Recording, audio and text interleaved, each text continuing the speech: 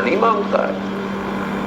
وہ خاتون اول کہ جن کی آج وفات کی شب ہے، انہوں نے اپنا سب کچھ اسلام کی خاطر سب دے دیا. اسلام کی خاطر جو کچھ تھا اس دور کے اندر، کہ جہاں پر رسول خدا سے کہا گیا، رسول خدا کو بعد میں جو اور ازواج تھی رسول خدا کی، کہ آپ حضرت خدیجہ کا بہت ذکر کرتے ہیں.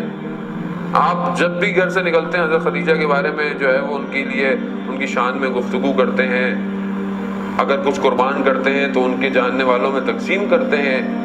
بعد ازواج نے اس سے کہا کہ بھئی آپ اتنا زیادہ کیوں کرتے ہیں، مگر خدا نے آپ کو اور نہیں دی ازواج. تو رسول خدا فرماتے ہیں کہ جب میرے پاس کچھ نہیں تھا تو خدیجہ نے اپنا مال دیا.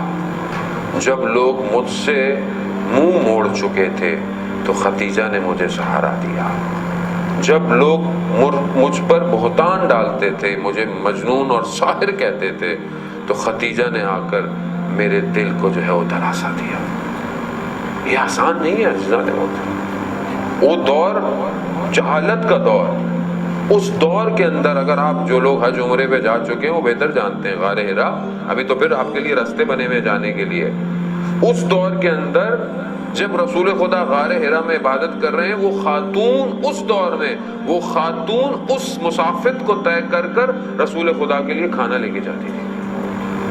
مگر یہ آسان ہے اس دور میں کہ جہاں سب لوگ دشمن ہیں، اور اس دور میں کہ جہاں پر فساد ہے معاشرے میں، لیکن وہ خاتون طاہرہ کے لقب سے مشہور ہے. طاہرہ یعنی پاک ہے، طہارت. یہ آسان بات نہیں ہے. یہ تاجر بھی ہے، کام بھی کر رہی ہے، بزنس بھی ہے، سب کچھ بھی ہے، لیکن پاکیزگی اور طہارت یہ بہت بڑا پیغام ہے آج ہماری ماؤں بہنوں کے لیے، کہ جو کام کرتی ہیں یا کام کے لیے باہر جاتے ہیں یا آفس میں، مثلا کہ بھائی حجاب کرنا اور حجاب بھائی مشکلات ہیں، یا مثلا کام میں یوں کرنا پڑتا ہے. نہیں، آپ کا آج کا معاشرہ اس جہالت کے دور سے تو پھر بہتر ہے نا. اس جہالت کے دور میں وہ کام بھی کر رہی ہیں مگر پاکیزگی اور عفت اور دامنی کو اولویت پہ رکھا ہوا ہے. یہ مگر ہمارے مسئلہ یہ کہ ہم نے ان شخصیتوں سے اپنی زندگی میں رول ماڈل تو لینا نہیں ہے. یہ تو ہم نے صرف اپنی گفتگو کے لیے شخصیتیں رکھی، مجلس ہو جائے، وہ ہو جائے، یہ ہو جائے، باقی ہماری زندگی کہاں اور یہ لوگ کہاں. ہم تو کمپیریزن یا ہم تو کچھ کر ہی نہیں رہے ان سے کچھ لینا. یہ دیکھیں کہ اپنے پورے مال کو سب کچھ دے دیا رسول خدا کی خدمت میں.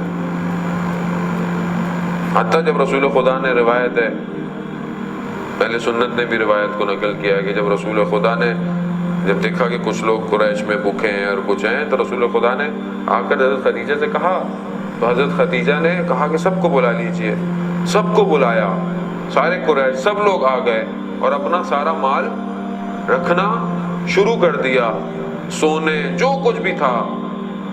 اور اتنے لوگ بیٹھے ہوئے تھے کہ اتنا پہاڑ سے مراد اتنی بڑی وہ جگہ مال و دولت سے بن گئی کہ ادھر بیٹھے ہوئے شخص کو ادھر بیٹھا ہوا شخص نظر نہیں آتا تھا.